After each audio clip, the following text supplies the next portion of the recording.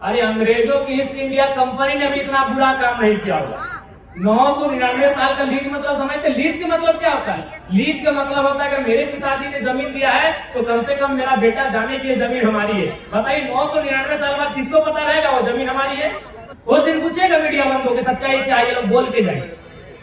अर्जुन मुंडा से पूछेगा, चंपई सोरेन से पूछेगा, जितने भी कोल्हान के बड़े लीडर हैं उनसे पूछेगा कि हकीकत बताएंगे, लेकिन आज नहीं बताएंगे। इनको डर है, जान का डर है, सत्ता का डर है, पावर का डर है। जिस दिन ये दुनिया को छोड़ने चलेगा, इस मामले को, चूंकि ये गंभीर मामला है, ये बहुत ही संवेदनशील मामला है कि जमीन हमने आपको काम के लिए दिया था, अगर आप काम करने में सक्षम नहीं है जमीन वापस कीजिए। अब एक कॉलोनी बसाने के लिए किसी ने जमीन नहीं दिया।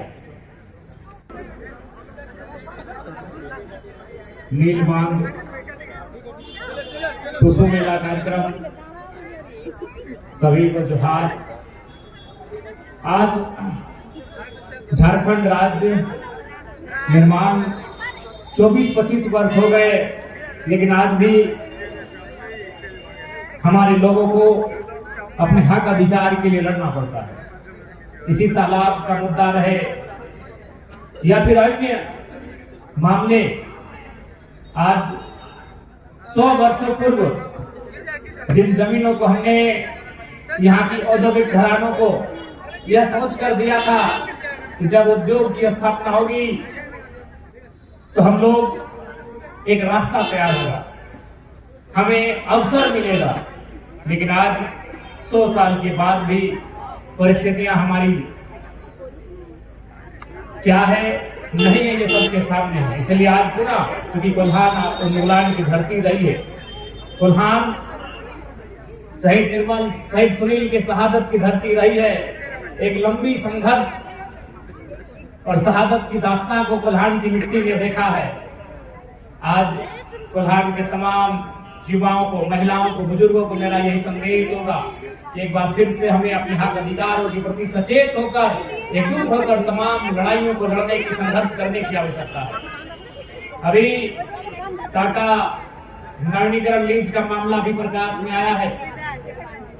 चूंकि वर्तमान में हम झारखंड के सर्वोच्च सदन विधानसभा का मेंबर हैं, एक एमएलए चुनकर आए हैं, निसंदेह जो टाटा नवीनीकरण लीज का मामला है, इसे सदन के पटल पर रखा जाएगा और वहां जो जांच कमेटी बनी है उन्हें ये हिदायत अध्यक्ष के महोदय के द्वारा दिया जाए, मुख्यमंत्री के महोदय द्वारा दिया जाए कि आखिर जिन लोगों ने जमीन देने का काम किया था, जब भी किसी उद्योग की स्थापना होती है तो 5 चीजें इंपॉर्टेंट होती है, जिनमें 2 चीज बहुत महत्वपूर्ण होती है, एक जमीन और दूसरा पूंजी।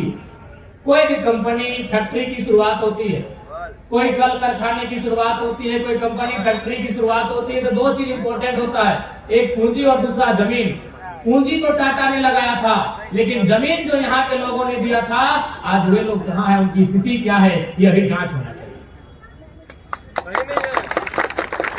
और क्योंकि टाटा को झारखंड वासियों ने 1-2 नहीं, पूरे 15,000 एकड़ जमीन देने का काम किया था, और आज लोग कहते हैं कि मात्र 3,000 एकड़ जमीन पर ही निर्माण का काम हुआ है, तो बाकी 12,000 एकड़ जमीन हमने क्रिकेट का मैदान खोलने के लिए नहीं दिया है।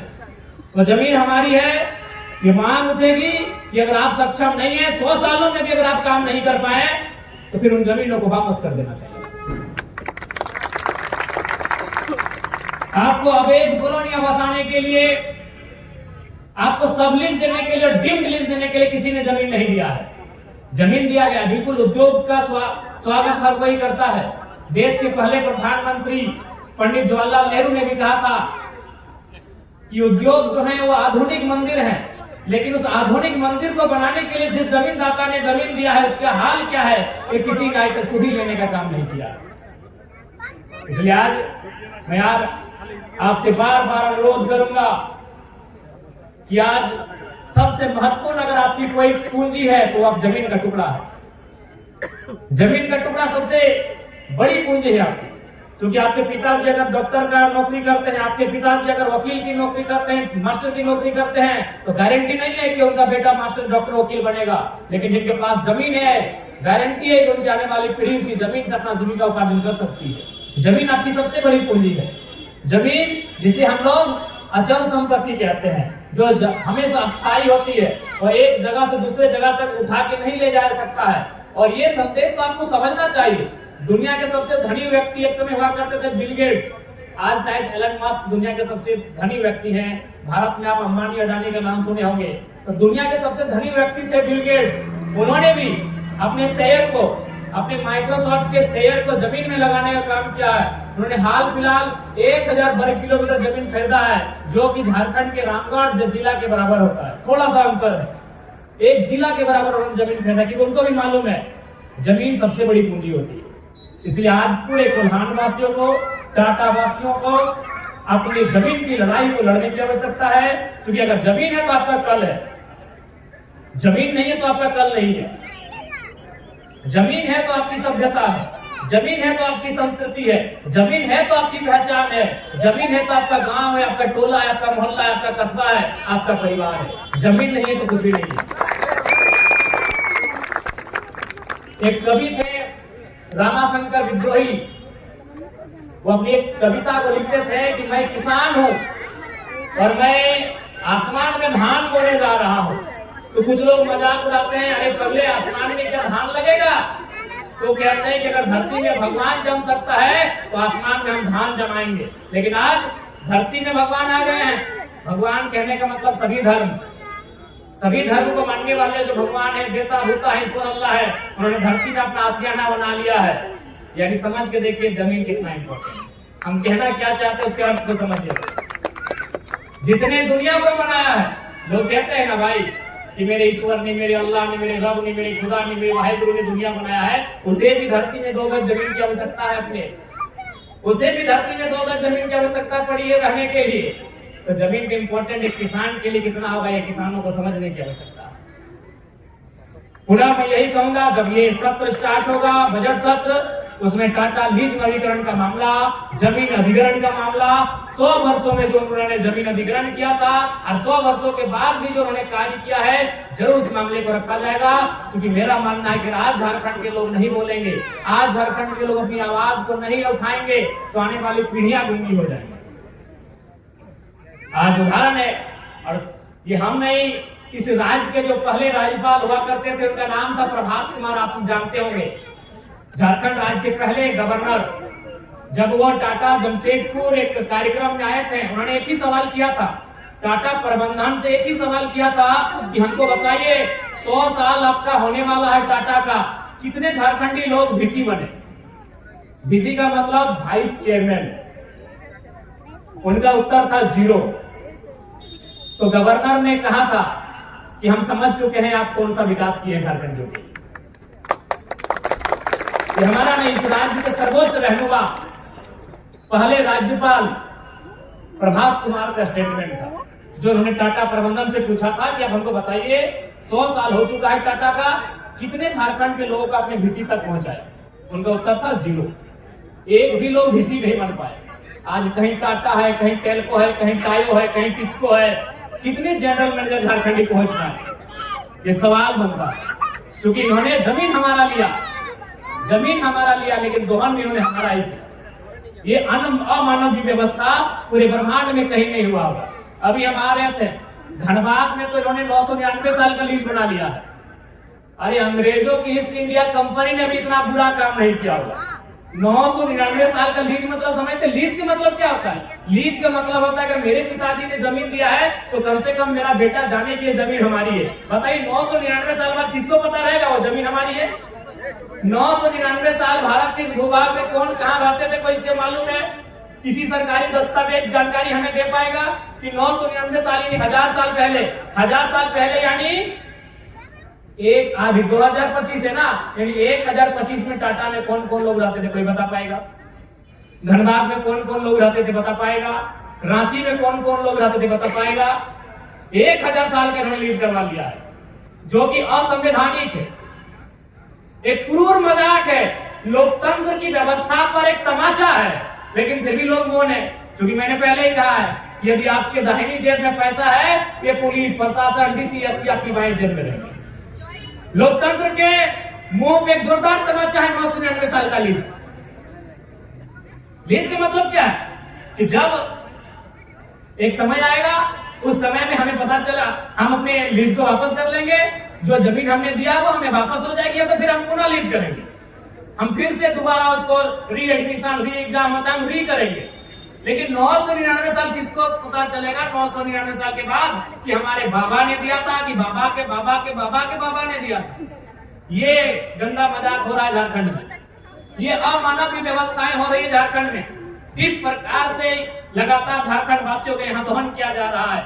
इसलिए मैं आपको ये विश्वास दिला के जाता हूँ, क्योंकि आज ये सेंसिटिव मामला है, डाटा पे बात करना एक संवेदनशील मामला है। इसलिए संवेदनशील मामला है कि रतिलाल महतो को हमने खोते हुए देखा है और धनबाद में शक्तिनाथ महतो की हत्या को हमने होते देखा है। किसने? इसमें टाटा का रोल है। मुझे कहीं डर नहीं लगता है बोलने में।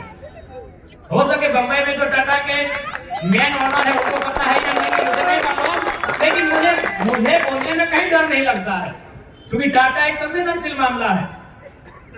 कई लाख करोड़ की संपत्ति के मालिक है भाई, उनके खिलाफ कौन बोल पाए?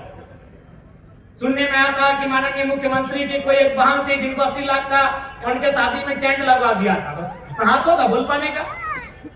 ये हम लोग जानते हैं, ये किसी से छुपा नहीं है जी। अभी जो वर्तमान माननीय मुख्यमंत्री हैं, उनके दूर की रिश्तेदार की एक बहन का शादी था, 80 लाख टाटा ने खर्च किया था।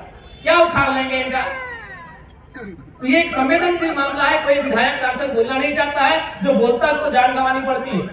लेकिन जयराम महतो बारासात के पहाड़ से उठ के आया है, वो किसी से नहीं डरता, कोई नहीं बोलना चाहता। पूछिए अर्जुन मुंडा से, चलिए आज अर्जुन मुंडा जवान है, जब ये बेड में चले जाएंगे बात पूछेगा कितना धोखाधड़ी हुआ टाटा में मिलती की है। आज चंपई सोरेन अभी राजनीति कर रहे हैं, जिस दिन बिस्तर में चल चुकी है, आदमी सच तब बोलता है जब वो बिस्तर में होता है। उस दिन पूछेगा मीडिया बंदों के सच्चाई क्या, ये लोग बोल के जाएंगे। अर्जुन मुंडा से पूछेगा, चंपई सोरेन से पूछेगा, जितने भी कोल्हान के बड़े लीडर हैं उनसे पूछेगा कि हकीकत बताएंगे, लेकिन आज नहीं बताएंगे। इनको डर है, जान का डर है, सत्ता का डर है, पावर का डर है। जिस दिन ये दुनिया को छोड़ने के कगार, तुम्हें दुनियागिरी से एक दिन जाना होगा, जिस दिन ये सैया में लेटेंगे, हम तो अंतिम दिन गिनेंगे, उस समय पूछेगा कि अब तो सच्चाई बताइए। अर्जुन मुंडा चंपई सोरेन बता देंगे मामला क्या। इसलिए आपको आश्वस्त करते हैं, जब सदन चलेगा इस मामले को, चूंकि ये गंभीर मामला है, ये बहुत ही संवेदनशील मामला है कि जमीन हमने आपको काम के लिए दिया था, अगर आप काम करने में सक्षम नहीं है, जमीन वापस कीजिए। अब एक कॉलोनी बसाने के लिए किसी ने जमीन नहीं दिया। लोग इस बात को स्पष्ट करना चाहेंगे। तो इसलिए और इसके साथ ही आज समय है पुनः संघर्ष की, क्योंकि समय का अभाव है। यहाँ से फिर हमें रामगढ़ जाना है, रामगढ़ से रांची निकलना है। पुनः अपने कोल्हान जितने भी हमारे फाइटर्स हैं, अनिता दीदी, उनके संघर्ष नील, उनकी माता श्री भी है। आपने नील बांध को एक इस राज्य के सूबे के पूर्व मंत्री से, चूंकि उस समय वो मंत्री थे, और उनसे टकराकर वापस किया है। ये बहुत बड़ी साहस और बहुत बड़ी जीत है। बस इसी प्रकार एकजुटता का, धीरज का परिचय दीजिएगा।